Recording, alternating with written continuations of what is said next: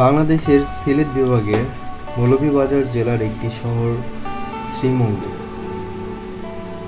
শ্রীমঙ্গল নামটি দুই ভাই শ্রীদাস এবং মঙ্গল দাস থেকে এসেছে বলে মনে করেন এলাকার বাসিন্দা।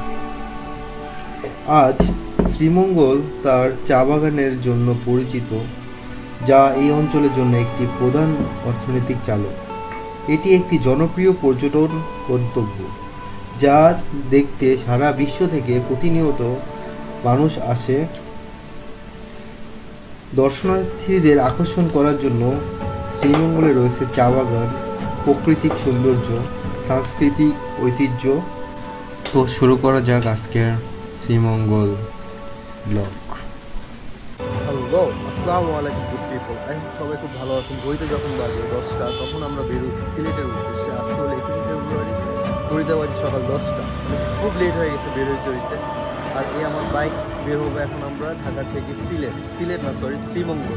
শ্রীমঙ্গলে রিসোর্টের থেকে যদি আল্লাহ সব ঠিকঠাক থাকে 2 দিন থেকে দেন আমরা ঢাকা থাকতে হবে।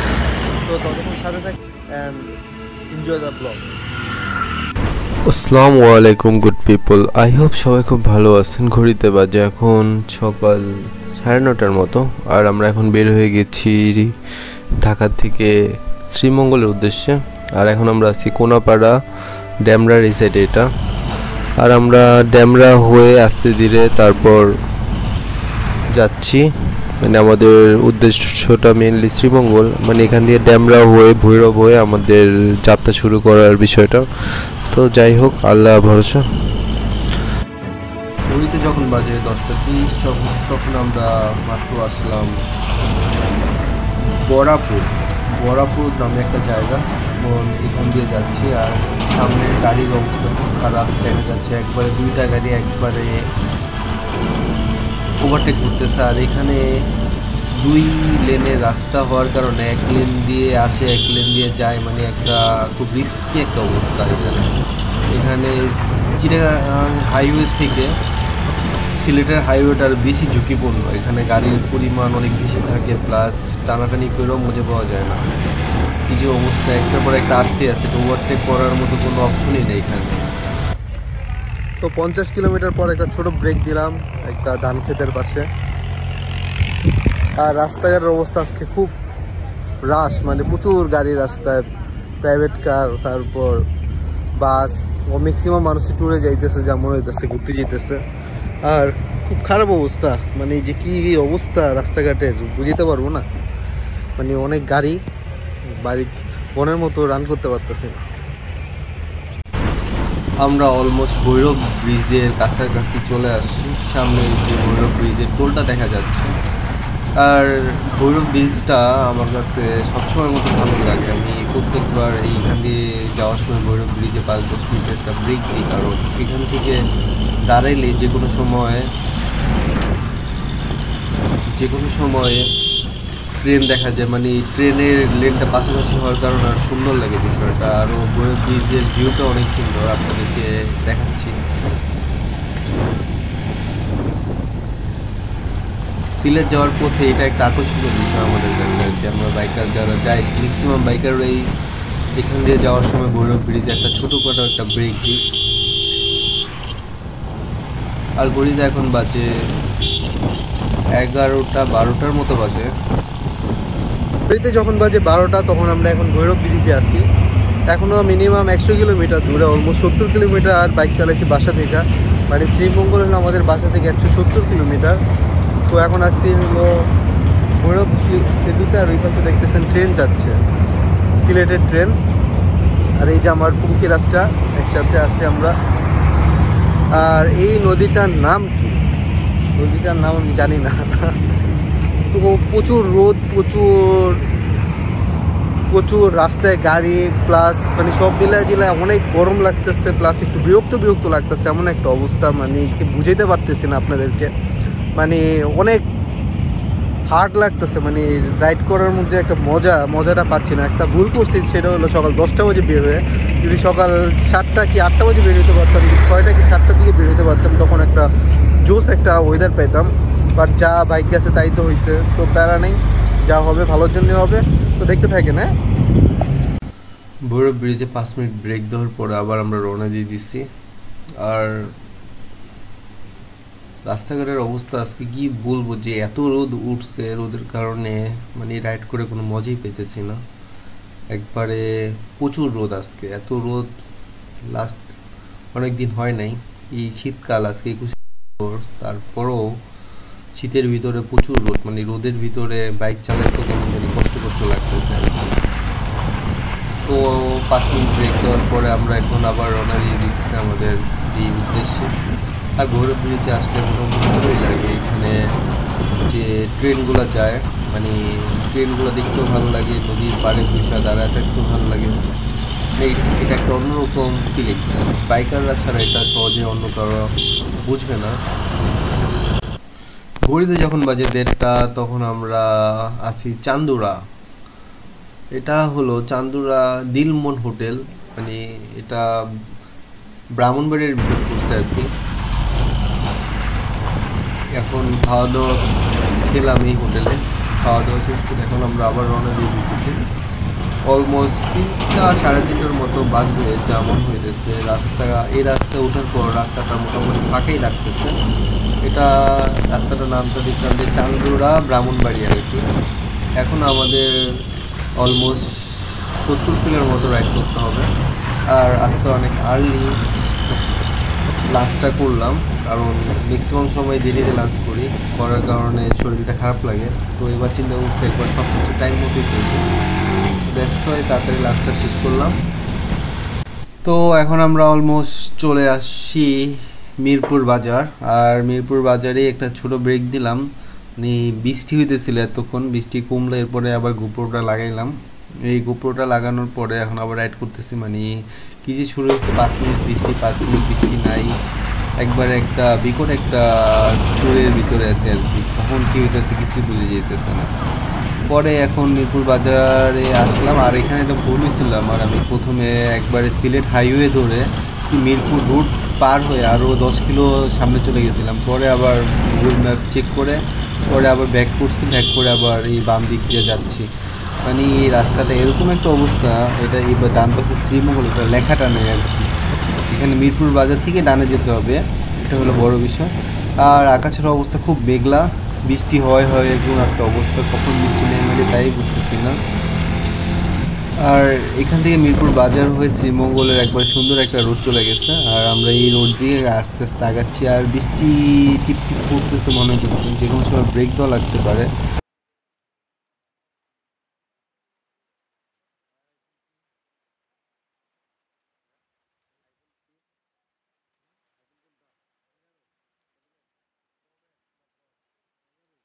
যখন বাজে 3:30 তখন আমরা শ্রীমঙ্গলের কিছু দূরে আছি।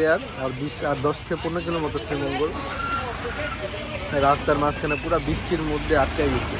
ওরা এখন আবার রওনা দিয়ে দিচ্ছি। হালকা হালকা বৃষ্টি কমছে, 20 মিনিটের মতো বৃষ্টি পড়ছিল। আর এখন আবার রওনা দিব শ্রীমঙ্গলের দিকে। মাঝখানে ছোট একটা চায়ের ব্রেক। বৃষ্টির মধ্যে আধা ঘন্টার মতো দাঁড়ায় থাকার পর এখন আমরা আবার রওনা দিয়ে দিচ্ছি। মানে এত বৃষ্টি পড়ছে, আধা ঘন্টা এখানে দাঁড়ায় থাকা লাগছে।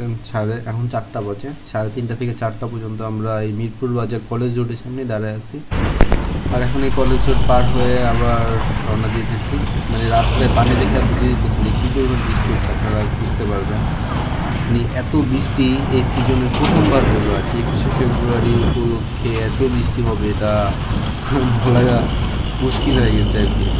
আর বিষয়টা হলো, আর এই সিজনে মানে শীতের পরে এইটাই প্রথম বৃষ্টি আর কি। আমরা এখন সিলেটের শ্রীমঙ্গলের চা বাগানের মাছ দিয়ে যাচ্ছি। মানে কি যে একটা অবস্থা, কি যে একটা স্মেল, কি যে একটা ভালো লাগা কাজ করতেছে। এখন সারাদিন রাইড করলাম একবারে রোদের ভিতরে, আর এই বিকালটা হওয়ার পরপরই একটা বৃষ্টির একটা সুন্দর একটা আভাস পেলাম, এবং বৃষ্টিটাও হলো। তো এখন বাজে ঘড়িতে 4টা, আর আমরা শ্রীমঙ্গলের চা বাগানের আশেপাশ দিয়ে যাচ্ছি। আর বৃষ্টি পড়ার পরে এই এলাকার স্মেলটা এতটা সুন্দর হয়েছে যা আপনাদেরকে ভাষায় প্রকাশ করতে পারবো না। সামনে দেখা যাচ্ছে এটা হলো রাবার বাগান, রাবার বাগান, মানে চা বাগানের পাশে রাবার বাগান সবসময় দেখি, মানে সাজেক যখন যাই, সাজেকের রাস্তার মাঝখানে এগুলো আছে। এটা একটা অন্যরকম সৌন্দর্য, মানে ভাষায় প্রকাশ করার মতো না। এমন এমন জিনিস দেখি যখন বাইকে রাইড করতে বের হই, এটা আপনারা কোনো দিন ভাষায় প্রকাশ করতে পারবেন না। এমন জায়গাটা অদ্ভুত সুন্দর লাগতেছে রাবার বাগানটা। আর আসার পথে হয়তো এখানে একটু ব্রেক দিব, দেখা যাক। আর এখন যেহেতু অনেক টায়ার্ড, সকাল 10টায় বের হয়েছে আর এখন বাজে অলমোস্ট 4টা, আর অলমোস্ট এখন 5টার মতো বাজে। আর আমরা চলে আসছি শ্রীমঙ্গলের রাধানগর। আর আজকে আমরা যে রিসোর্টে উঠছি, রিসোর্টটার নাম হলো মাধবীলতা ইকো রিসোর্ট। আমরা আমাদের রুমে চলে আসছি। আর রুমের এটা হলো মেন দরজা, এখান দিয়ে ভিতরে ঢুকবো। আর সামনে আর 2-3টা কটেজ আছে। আর আমরা এখানে একটা কটেজের মতো পেলাম, এটা উঠছি, এটার নাম হলো বসন্ত বিলাস। আর রুমের ভিতরের অবস্থাটা আপনাদেরকে দেখাই। এখানে খাট, একটা ওয়াশরুম, একটা টিভি, তারপর সুন্দর একটা বারান্দা আছে। বারান্দার সামনে থেকে একটা সুন্দর ভিউ দেখা যায়। আর এখানে একটা ছোট ঝিরির মতো চলে গেছে, আপনাদের একটু জুম করলে দেখতে পারবেন যে সামনে একটু ঝিরির মতো যাচ্ছে। আর এখন আমরা বৃষ্টি বিলাস করতেছি, হালকা হালকা বৃষ্টি পড়তেছে সামনে, যা আপনাদেরকে না দেখে আমি আর পারলাম না, পুরাই বৃষ্টি বিলাস। আর সামনে একটু তাকালে দেখতে পারবেন যে একটা ঝিরি ঝর্ণার মতো চলে গেছে। আর আজকের ব্লগ এই পর্যন্তই, দেখা হবে আগামীকাল। তো এখন আমরা আসছি হলো মাধবীলতা ইকো রিসোর্টে। তো এখন আমাদের গন্তব্যস্থল হলো মাধবপুর লেক, তারপর টি বাগান, চা বাগান, তারপর আর যা যা আছে কয়েকটা স্পট ঘুরবো। এখন ঘোরাফেরা শেষ করে দেন আমরা আসতেছি, আর আপনাদেরকে নিয়েই ঘুরতে যাবো, টেনশনের কিছু নেই। তো গাইস, গুড মর্নিং। আজকে হলো আমাদের ব্লগের দ্বিতীয় দিন। আর এখন আমরা যাচ্ছি হলো লাউয়াছড়া জাতীয় উদ্যান। আর আমরা রাত্রে ছিলাম হলো মাধবীলতা ইকো রিসোর্ট। মানে রিসোর্টটা মোটামুটি সুন্দর এবং ইকো একটা ব্যাপার সেবার আছে, মানে চারপাশে গাছপালায় ভরপুর, পাশ দিয়ে একটা ঝিরি ঝর্ণা চলে গেছে। আর এখানে রাত্রে থাকার পর সারা রাতে ভালোই চিলিং টিলিং করছি, ভালো লাগছে, নিরিবিলি পরিবেশ ছিল। আর এখন আমরা বের হয়ে যাচ্ছি, সকাল আনুমানিক এখন 10টার মতো বাজে। আর আজকে সারাদিন যা যা ঘুরবো তার মধ্যে লাউয়াছড়া জাতীয় উদ্যান, তারপর আরও 2টা মাধবপুর লেক, তারপর নূরজাহান চা বাগান, এই 3টা স্পট আজকে ঘোরার প্ল্যান আছে। আর আমরা গতকাল যেখানে ছিলাম এটা হলো গ্রেন সুলতান হোটেলের একবার উল্টা পাশে রাধানগরের মাধবীলতা ইকো রিসোর্ট। আর আমার সামনে যে দেখা যেতেছে সামনে, এটা পুরোটাই হলো গ্র্যান্ড সুলতান রিসোর্ট। মানে এটা শ্রীমঙ্গলের একটা ফ্যান্সি একটা হোটেল বললেই চলে, মানে খুব নাম করা এবং একটু ব্যয়বহুল টাইপের। তারপর এখন আমরা এই রিসোর্টের ডান পাশ দিয়ে সোজা রাস্তা গিয়ে চলে যাব আমরা লাউয়াছড়া জাতীয় উদ্যান। তো অলমোস্ট আমরা খুব কাছাকাছি চলে আসছি লাউয়াছড়া জাতীয় উদ্যানে। এটা মূলত একবারে গ্র্যান্ড সুলতান হোটেলের ডান পাশ দিয়ে রাস্তাটা সোজা গেলেই এই লাউয়াছড়া জাতীয় উদ্যান। এটা আমি জীবনে প্রথমবার যাচ্ছি। আর এইখানকার রাস্তাঘাটগুলো আসলে দেখতে পারবেন যে এতটা সুন্দর, দুই পাশে গাছপালা, মনে হইতেছে প্রত্যেকটা রাস্তায় আপনাকে স্বাগতম করতেছে। আর রাস্তাঘাট প্রচুর পরিষ্কার, মানে অনেক টুরিস্ট স্পটে গেছি কিন্তু রাস্তাঘাট অনেক ময়লা আবর্জনা থাকতো, কিন্তু এই রাস্তাটা একবারে দেখতে পাচ্ছেন পুরো ক্লিন। আর এই যে বাম পাশে দেখা যাচ্ছে আমাদের লাউয়াছড়া জাতীয় উদ্যানের মূল ফটক। আমরা এখন লাউয়াছড়া জাতীয় উদ্যানে কীভাবে কী করলাম। আর এখানে আমি যতদূর জানি 20 টাকা করে টিকিট, আর বাইক পার্কিং মনে হয় 20 টাকা, এই মিলে 60 টাকার মতো এখানে একটা ব্যাপার স্যাপার। আর বাইকটা ভিতরে পার্কিং করার ব্যবস্থা আছে, এটা একটা ভালো লাগছে আমার কাছে।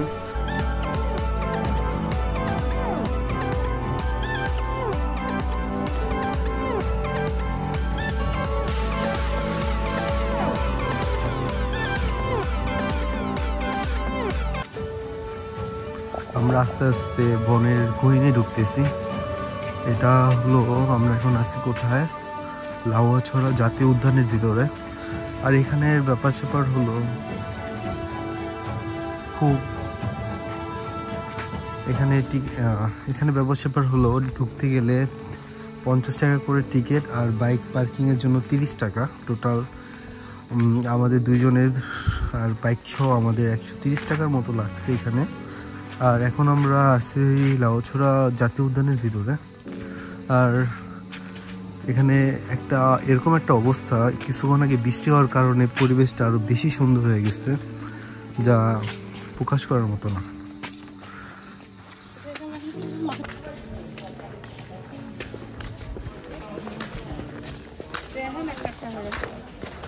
তো আমরা এতক্ষণ লাউয়াছড়া জাতীয় উদ্যান ছিলাম, এখন আমরা আস্তে আস্তে আগিয়ে যাচ্ছি, বের হয়ে এখন আমরা যাব হলো মাধবপুর লেক। তো আর এখানে একটা কাহিনী ঘটলো যে একটা বাচ্চাকে কিছুক্ষণ আগে একটা বানর আক্রমণ করছে, কারণ বাচ্চার হাতে চিপস ছিল। চিপস দেখে বানর ওর উপর আক্রমণ করে ওর থেকে চিপসটা নিয়ে নিছে। মানে ব্যাপারটা হইলো বানরের সামনে খাবার দাবার জিনিসপাতি না খাওয়াই ভালো এখানে আসলে। আর এখানে পরিবেশটা মোটামুটি অনেক সুন্দর। আজকে আবার ওয়েদারটা কারণ আর বেশি সুন্দর লাগতেছে, একটা মেঘলা মেঘলা আকাশ অবস্থা। তো এই হলো ব্যাপার স্যাপার। তো এখন আমরা বের হয়ে দেখি মাধবপুর লেকের দিকে আগাবো। বের হতে না হতে আবার বৃষ্টি শুরু, মানে এখন আমরা রওনা দেওয়ার কথা মাধবপুর লেক, কিন্তু এত পরিমাণ আবার বৃষ্টি শুরু হয়ে গেছে যে আমরা আবার একটা চায়ের দোকানের সামনে দাঁড়িয়ে গেছি। ওই যে দেখা যেতেছে আমার বাইকটা এখানে টাকা সব বৃষ্টিতে ভিজতেছে, কি যে একটা অবস্থা। এখান থেকে আমি আর আছি 4 কিলোমিটার আগে, গুগল ম্যাপ দেখাইতেছে। এখানেও দেখাইলো যে মাধবপুর লেক, আর এখান থেকে 4.17 কিলোমিটার। আর আমরা এতক্ষণ ছিলাম লাউয়াছড়া জাতীয় উদ্যান, কিন্তু লাউয়াছড়া জাতীয় উদ্যান থেকে যাওয়ার পরে ঘোরাফেরা করছি, এরপরে বের হওয়ার পরে এত পরিমাণ বৃষ্টির কারণে এখানে আমাদের আবার আধা ঘন্টা, যেখানে দাঁড়িয়ে সেখানে আধা ঘন্টা বৃষ্টি পড়তেছে, এরকম একটা ব্যাপার স্যাপার। আর মাধবপুর লেকের এই সাইডের রোডগুলো একবারে গ্রামে নিরিবিলি রোডের মতো আর কি, মানে আসলে মনটা পুরো ভরে যায়। আমরা অলমোস্ট মাধবপুর লেকের ভিতরে ঢুকে গেছি। এখানে মানুষের কোনো টিকিট লাগে না, শুধু বাইকের বা আপনার যানবাহন নিয়ে একটা টিকিটের ফি আছে 20 টাকা করে। আর এখন এটা হলো মেইন গেট আর কি, ভিতরে ঢুকতেছি আস্তে ধীরে, ভিতরেগুলো দেখা যাবে আসলে কি আছে এখানে। তো এখন আমরা আসছি হলো মাধবপুর লেক। আজকে সারাদিন ট্যুরটা খুব প্যারাম হয়ে গেছে, কারণ যেখানে যাচ্ছি সেখানে বৃষ্টি, এখনও আকাশ মেঘলা, মানে কখন বৃষ্টি আছে তার কোনো নিশ্চয়তা নেই। তারপর এখন আমরা আসছি হলো মাধবপুর লেক। আর এই লেকটার অনেক বিশেষত্ব, অনেক কারণ আছে। টি বাগানের পিছনে এই লেকের অনেক বড় একটা অবদান, যা শুনলাম মানুষের কাছ থেকে। তারপর এখন আমরা এই চিপা একটা সরু একটা রাস্তা দিয়ে একটু হেঁটে যাচ্ছি, রাস্তাটা খুব সুন্দর লাগতেছে। আর সকালবেলা আমরা 10টা বাজে বের হয়েছি। বের হওয়ার পরে ফার্স্টে আমরা গেলাম হলো লাউয়াছড়া জাতীয় উদ্যান। ওইখানে যাওয়ার পরে ওইখানে কিছুক্ষণ ঘোরাফেরার পরে বাইরে এসে একটা চা খেলাম। চা খাইতে দেখি হঠাৎ ঝুম বৃষ্টির মধ্যে পরে অনেকক্ষণ দাঁড়াইছিলাম, মিনিমাম আধা ঘন্টা, এখানে আধা ঘন্টা 1 ঘন্টার মধ্যে ওখানে দাঁড়াইছিলাম বৃষ্টি কমা পর্যন্ত। তারপর যখন এই বৃষ্টি অল্প পড়তেছে ততক্ষণে আমরা রওনা দিয়ে দিচ্ছি। হালকা আমি ভিজে গেছি, অলমোস্ট শরীর ঠান্ডা গরম হয়ে যেতেছে, জ্বর আসতে পারে হয়তো বা, যেহেতু সিজনের প্রথম বৃষ্টি। তারপর এখন এই চলতেছে অবস্থা। এরপরে ওইখান থেকে লাউয়াছড়া থেকে এটার নাম মাধবপুর লেক, এটা হলো 15 কিলোমিটার ডিস্টেন্স। পরে এখন আমরা এখানে আসলাম, এখানে এসে ঘোরাফেরা করার পরে দেখা যায় কী করা যায়। আর ঘড়িতে এখন বাজে হলো 2টার মতো।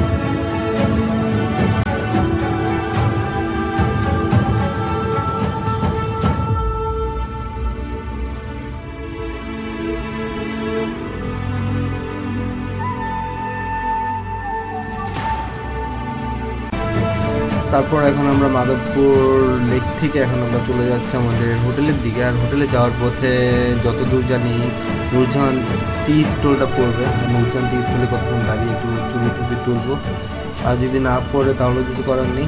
আর এখন আমরা একবারে নূরজাহান টি স্টল এবং মাধবপুর লেকের একবার মাঝামাঝি একটা অবস্থানে আছে। আর এমন একটা পরিবেশ, দুই পাশে চা বাগান, আর বৃষ্টির পরে চা বাগানের যে একটি স্মেল, যারা আগে আসছেন তারাই জানতে পারবেন। আর যদি আপনারা আসেন, আমার মনে হয় বর্ষাকালে এখানে আসলে আরও বেশি মজা পাবেন, কারণ বর্ষাকালে যে একটা সুন্দর স্মেল পাওয়া যায় এটা অন্য সময় পাওয়া যায় না। গরমের সময় না আসলেই ভালো, আর শীতের সময় আসলে আরও বেশি ফিল পাবেন। মানে এই তিনটা ওয়েদারের ভিতরে দুইটা ওয়েদার সবচেয়ে ভালো। এখন আমরা নূরজাহান টি স্টলের ভিতর দিয়ে বাইক চালাচ্ছি, আর এতটা সুন্দর রাস্তা এটা ভাষায় প্রকাশ করার মতো না। তারপর এখন আমরা হোটেলে চলে যাব, আর এখানে একটু কতক্ষণ দাঁড়াইলাম, চা খেলাম, চা খেয়ে আমরা হোটেলের দিকে যাচ্ছি।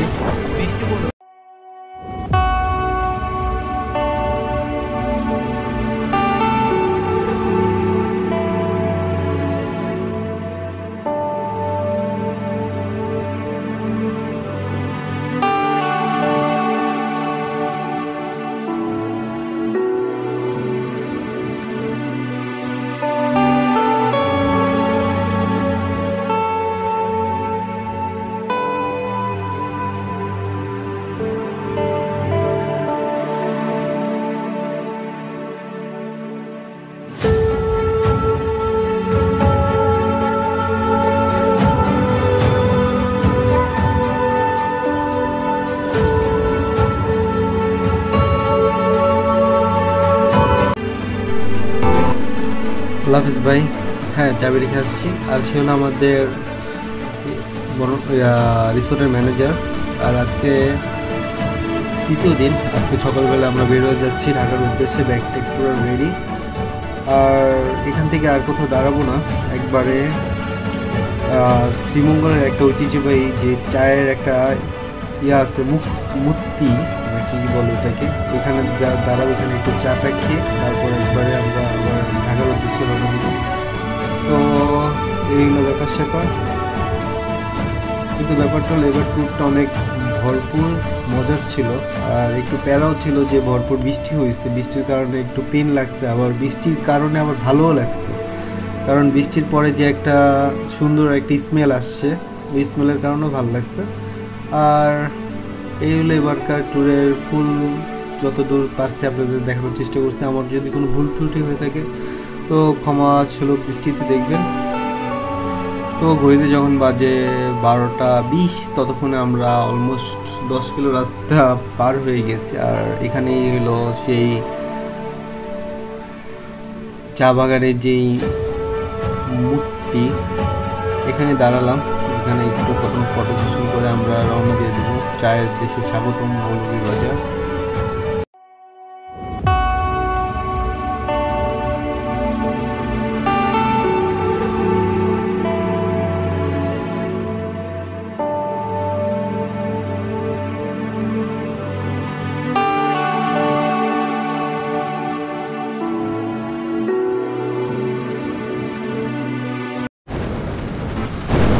সেই 12টা বাজে রওনা দিচ্ছি, এখন 3টার মতো বাজে।